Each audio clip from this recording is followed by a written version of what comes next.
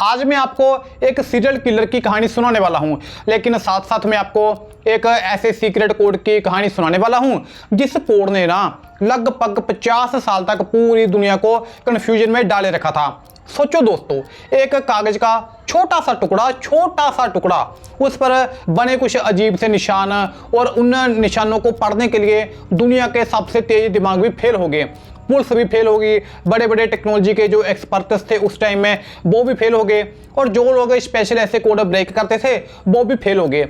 और हैरानी की बात है, ये कोड किसी साइंटिस्ट ने नहीं लिखा था, ना ही इसको बनाया था, और ना ही किसी हैकर ने इसको डिजाइन किया था, बल्कि एक ऐसे आदमी ने बनाया था इसको जो चाहता था कि पूरी दुनिया ना उसके बारे में बात करती रहे। लेकिन असली ट्विस्ट ये नहीं है कि दुनिया उसके बारे में बात करे, उसको जाने, बल्कि असली ट्विस्ट ये है कि जब 50 साल बाद वो कोड सॉल्व हुआ तो उसके बीच जो मैसेज छुपा था उसने फिर से एक नए सवाल को जन्म दे दिया कि अरे यार अब ये क्या है। और दोस्तों, सबसे बड़ी बात, अगर उस वक्त आज जैसी एआई होती तो क्या ये मिस्ट्री पहले ही सॉल्व हो जाती या फिर एआई भी फेल हो जाती।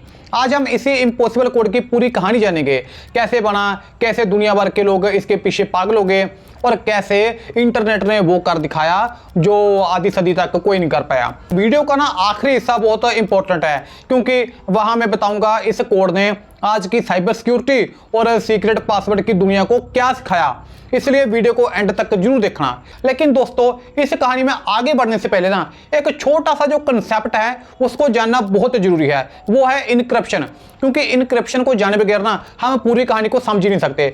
दोस्तों, हर दिन इंटरनेट पर लाखों मैसेज भेजे जाते हैं, बैंक के ट्रांजैक्शन भी होते हैं, व्हाट्सएप पर चैट्स होती है, ऑनलाइन शॉपिंग होती है, और ये सब ना इसलिए इम्पॉसिबल है क्योंकि आज ना हमारे पास पर्सनल इंफॉर्मेशन को छिपाने के ना तरीके मौजूद है, जिसको आज हम इनक्रिप्शन बोलते हैं।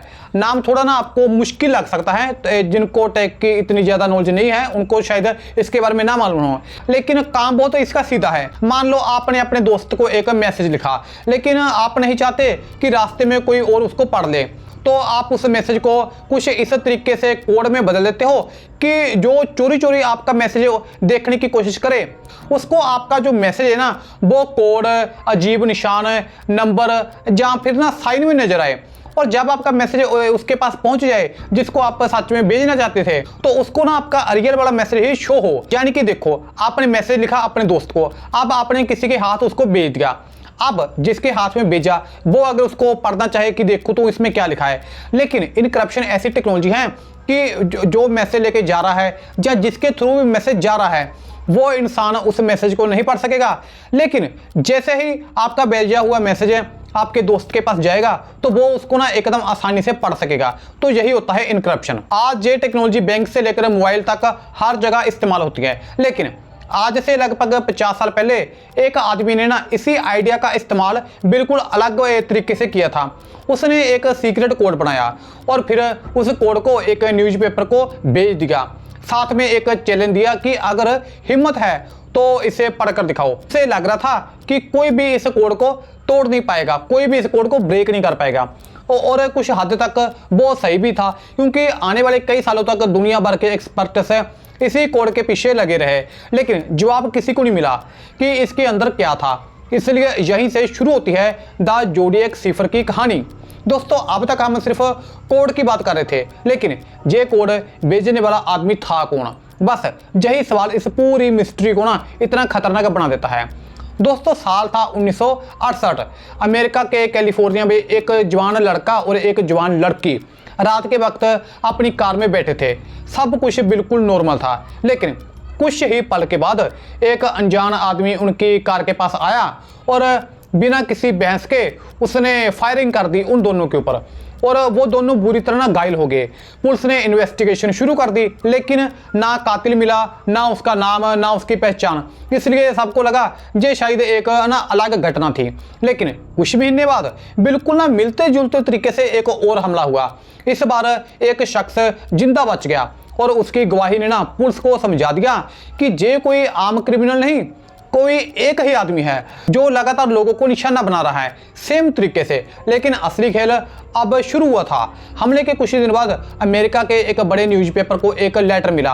उस लेटर में लिखा था, हाँ, ये हमले मैंने ही किए हैं। लेकिन सिर्फ इतना ही नहीं, उस लेटर के साथ एक सीक्रेट कोड भी था और एक चैलेंज भी मिला था पुलिस को और पूरी दुनिया को। वो चैलेंज था, अगर इस कोड को नहीं छापा अपने न्यूज़पेपर में तो मैं और लोगों को मारूंगा। बस यहीं से ये सिर्फ मर्डर केस नहीं रहा, अब ये टेक्नोलॉजी, साइकोलॉजी और दुनिया के सबसे फेमस सीक्रेट कोड्स की कहानी बन गया। उस दिन जब पहली बार सीक्रेट कोड अखबार के फ्रंट पेज पर छपा तो फिर उसके बाद जो हुआ उसने इस मिस्ट्री को हमेशा के लिए इतिहास बना दिया। क्योंकि जिस दिन वो सीक्रेट कोड न्यूज़पेपर में छपा था उस दिन सिर्फ एक खबर नहीं छपी थी कि जे सीक्रेट कोड आया है, किसी ने भेजा, सिर्फ जे नहीं छपा था। उस दिन पूरी दुनिया के लिए एक चैलेंज छप गया था और चैलेंज ये था, जो चाहे कोड पढ़ कर दिखा दे। दोस्तों, उस वक्त इंटरनेट नहीं था, ना यूट्यूब, ना गूगल, ना AI। अगर किसी को जवाब ढूंढना था तो सिर्फ अपने दिमाग के भरोसे से ढूंढना था। और यही वजह थी कि इस कोड की बात देखते ही देखते पूरे अमेरिका में फैल गई। पुलिस अपनी तरफ से कोड समझाने की कोशिश कर रही थी, एक्सपर्ट्स अपनी तरफ से अपना काम कर रहे थे और आम लोग वो भी घर में बैठकर कागज और पेंसिल लेकर सिंबल्स मिलाना शुरू कर चुके थे। कोई कुछ कर रहा था, कोई कुछ कर रहा था। सोचो, एक सीक्रेट कोड जिसे सोल्व करने के लिए पूरा देश एक साथ लग गया हो, लेकिन जितना लोग उसे देखते उतना ही उलझते चले जाते थे। कोड के अंदर ना अजीब गोल गोल निशान थे, ऐसे क्रॉस जैसे सिंबल से उल्टे सीधे अक्षर लिखे हुए थे और कुछ ऐसे निशान थे जो पहले कभी ना किसी ने देखे नहीं थे कि भाई ये है तो है क्या। पहली नज़र में लगता था जैसे किसी बच्चे ने ना बिना मतलब के सिंबल्स बना दिए हो। लेकिन पुलिस को एक ना बात समझ में आ गई थी, इतनी मेहनत से कोई बिना वजह कुछ नहीं बनाता, बिना कोई राय तो होगा ना, जरूर इसके अंदर कोई मैसेज छुपा है। अब सबसे बड़ा सवाल था, शुरुआत कहाँ से करें?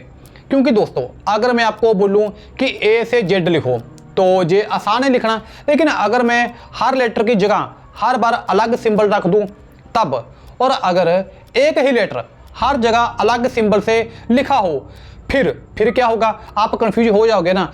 और लास्ट में अगर कुछ सिंबल से सिर्फ कंफ्यूज करने के लिए जानबूझकर मैं डाल दूं तब तो आप इसको सोल्व नहीं कर पाओगे। बस यही इस कोड की ना सबसे बड़ी ताकत थी। इसमें ना उसने जानबूझकर कुछ ना कुछ आलतू फालतू मिलाया था। ये सिर्फ दुनिया से छुपाया हुआ मैसेज नहीं था, ये दिमाग को भटकाने के लिए बनाया गया ना एक जाल था। जितना आप सीधा सोचोगे उतना ही आप गलत रास्ते पर ना चले जाओगे। और इसी वजह से बहुत सारे एक्सपर्ट्स शुरू के कुछ दिनों में ही ना हार मान गए, बोले कि छोड़ो इस काम को। उन्हें लगने ने कहा शायद इस कोड का ना कोई मतलब ही नहीं है। लेकिन हर कोई ऐसा नहीं सोच रहा था, क्योंकि हजारों लोगों के बीच हस्बैंड एंड वाइफ भी इस कोड को देख रहे थे। ना वो पुलिस में थे, ना किसी बड़ी लेबोरेटरी में वो काम करते थे, बस ये नॉर्मल थे। लेकिन उनके पास एक चीज़ थी, धीरज। उन्होंने ना जल्दी नहीं की, उन्होंने हर सिंबल को बार बार देखा, हर पैटर्न को लिखा, ठीक है, हर गलती को सुधारा और धीरे धीरे उन्हें एक बात समझ में आने लगी, इस कोड में कुछ सिंबल्स बार बार आ रहे हैं, मतलब ये सिर्फ रैंडम निशान नहीं हो सकते। उन्होंने ऐसा सोचा। जहीं से उन्होंने एक टुकड़ा जोड़ना शुरू किया, एक के बाद एक। उनको पहले एक अक्षर मिला, फिर दूसरा, फिर तीसरा, और देखते देखते वो कोड खुलने लगा, यानी कि सोल्व होने लगा। जब पुलिस को पता चला कि किसी हस्बैंड वाइफ ने इस कोड को पढ़ लिया है तो सबकी नज़र उस मैसेज पर टिक गई। सबको लगा बस अब काम खत्म, अब असली नाम सामने आ जाएगा, अब मिस्ट्री खत्म हो जाएगी। लेकिन यहीं पर पूरी दुनिया की सोच फिर से गलत साबित होगी, क्योंकि अब कोड तो खुला, कोड तो सॉल्व हो गया, लेकिन उसके अंदर ना कोई एड्रेस था, ना फ़ोन नंबर, ना असली नाम, ना कोई ऐसी जानकारी जिससे पुलिस ना सीधा उस इंसान तक पहुंच पाए कि ये किसने लिखा था, किसने भेजा था। ये देखकर सब हैरान रह गए।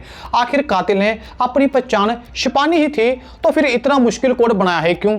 जवाब बहुत सीधा था, उसका मकसद पकड़ा जाना नहीं था, उसका मकसद था दुनिया का ध्यान अपनी तरफ खींचना, यानी कि अटेंशन लेना, और वो इसमें कामयाब भी हो चुका था।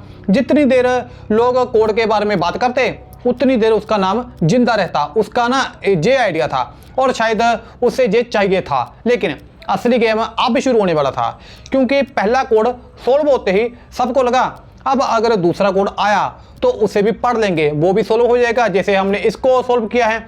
लेकिन किसी को अंदाजा नहीं था कि अगला कोड पूरी दुनिया को अगले 50 साल तक उलझा कर रख देगा।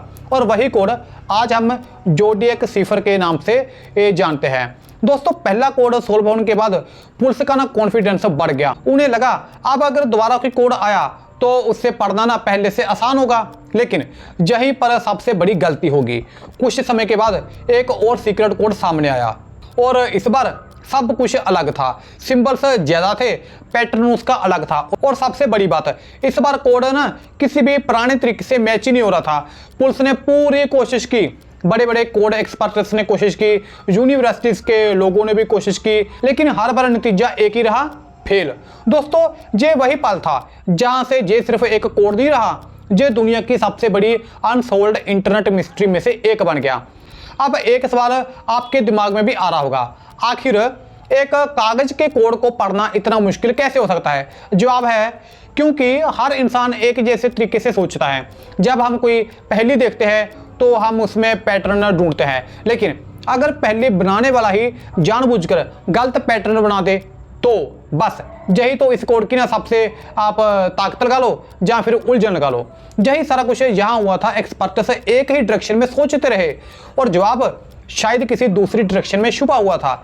ये बिल्कुल वैसी था जैसे आपके सामने दरवाजा हो और आप बार बार उसे धक्का दे रहे हो, जबकि वो ना के अंदर की तरफ खींचने से खुलता हो, ना कि धक्का देने से। बस यही था सारा कुछ इस कोड का खेल। बोलने का मतलब है कभी कभी प्रॉब्लम मुश्किल नहीं होती, उसे देखने का तरीका गलत होता है। और इसी वजह से कई साल गुजरते गए, 1 2 10 20 30 40 और देखते ही देखते लगभग 50 साल निकल गए सिर्फ एक कागज के टुकड़े के ऊपर जो कोड देखा था उसको सोल्व करने में। सोचो, एक कोड जो आधी सदी तक इंसान के दिमाग से तेज निकला। लेकिन दोस्तों दुनिया कहाँ रुकने वाली थी? समय के साथ टेक्नोलॉजी बढ़ने लगी, कंप्यूटर से तेज होते गए, इंटरनेट भी आ गया। इंटरनेट ने दुनिया को जोड़ दिया। अब एक देश का आदमी दूसरे देश के एक्सपर्ट्स के साथ बैठकर एक ही प्रॉब्लम पर काम कर सकता था। ऐसा जमाना आ गया था और यहीं से इस मिस्ट्री की डायरेक्शन बदलनी शुरू हुई। अब सिर्फ एक आदमी नहीं, हजारों लाखों लोग ऑनलाइन इस कोड को देख रहे थे और समझ रहे थे। कोई सिंबल्स गिन रहा था, कोई पैटर्न ढूंढ रहा था, कोई पुराने लेटर से कंपेयर कर रहा था कि आखिर ये है क्या। सब ना अपनी अपनी तरफ से एक टुकड़ा जोड़ रहे थे और इसको सोल्व करने की कोशिश कर रहे थे। और फिर धीरे धीरे इंटरनेट एक बहुत बड़े दिमाग की तरह काम करने लगा। एक इंसान जितना देख सकता है उससे कहीं ज़्यादा हजारों लोग मिलकर देख सकते हैं। बस यही कॉन्सेप्ट था और शायद यही इस मिस्ट्री का टर्निंग पॉइंट था। अब एक और इंटरेस्टिंग बात, बहुत लोग सोचते हैं क्या कंप्यूटर ने कोड पढ़ लिया, लेकिन सच इससे थोड़ा अलग है। कंप्यूटर ने जवाब नहीं दिया, कंप्यूटर ने लाखों संभावित तरीके बहुत कम समय में चेक कर दिए। जिस काम को करने में इंसानों को सालों लगते, कंप्यूटर वही काम बहुत जल्दी कर सकता था। ऐसा जमाना आ गया था। लेकिन आखिरी फैसला फिर भी इंसान ने ही लिया। ये जीत सिर्फ मशीन की नहीं थी, ये मशीन और इंसान दोनों की टीम वर्क थी। और शायद इसी वजह से 50 साल पुरानी मिस्ट्री आखिर सोल्व होने वाली थी। लेकिन अभी सबसे बड़ा सरप्राइज बाकी था, क्योंकि जब कोड खुला, जब कोड सोल्व हुआ, तब लोगों को जवाब कम और नए सवाल ज़्यादा मिले। और वही ट्विस्ट इस कहानी को आम मिस्ट्री से अलग बना देता है। चलिए अब देखते हैं 2020 में आखिर ऐसा क्या हुआ जिसने पूरी दुनिया को एक बार फिर ज़ोडिएक सिफर की तरफ देखने पर मजबूर कर दिया। दोस्तों अब साल आ गया था 2020। 1968 से 2020 लगभग 50 साल बीत चुके थे। कई लोग इस मिस्ट्री को भूल भी चुके थे, कई एक्सपर्ट्स रिटायरमेंट ले चुके थे और कुछ लोगों का मानना था कि शायद ये कोड कभी सोल्व ही नहीं होगा। लेकिन दुनिया के 3 लोग इस कोड को छोड़ने के लिए तैयार नहीं थे। उन्होंने पुराने डॉक्यूमेंट्स दोबारा निकाले, हर सिंबल्स को फिर से देखा, पुरानी गलतियों को उन्होंने समझा, कंप्यूटर की मदद ली और सबसे जरूरी उन्होंने वही तरीका नहीं अपनाया जो 50 साल से सब लोग अपना रहे थे। उन्होंने अलग तरीका अपनाया, क्योंकि कभी कभी जवाब हासिल करने के लिए प्रॉब्लम नहीं, सोच बदलनी पड़ती है। बस यही था उनका और यहीं पर गेम बदल गया। धीरे धीरे कोड की दीवार टूटने लगी। पहले एक लाइन समझाई, फिर दूसरी और फिर तीसरी, और फिर पूरा मैसेज सोल्व हो गया। दुनिया भर के न्यूज चैनल्स ने इस खबर को दिखाया। सबको लगा बस अब मिस्ट्री खत्म, मिस्ट्री सोल्व हो गई है, अब असली नाम कातिल का सामने आ जाएगा। लेकिन जहां इस कहानी ने सबसे बड़ा धोखा दे दिया। कोड तो सोल्व हो गया था, लेकिन उसमें ना तो कोई नाम था, ना कोई एड्रेस था, ना ही कोई ऐसा सबूत है जिससे पुलिस सीधा उस आदमी तक पहुंच पाती। सोचो, जिस चीज का लोगों ने 50 साल इंतजार किया वो उस मैसेज में था ही नहीं। यानी कोड तो सॉल्व हो गया लेकिन केस सॉल्व नहीं हुआ। इस कोड में ये मैसेज था कि मुझे उम्मीद है तुम मुझे पकड़ने की कोशिश में मजे कर रहे होगे। टीवी पर जो आदमी दिखाया गया था वो मैं नहीं था। मैं गैस चैम्बर से नहीं डरता क्योंकि उसके बाद मैं जल्दी एक और ज़िंदगी में चला जाऊंगा।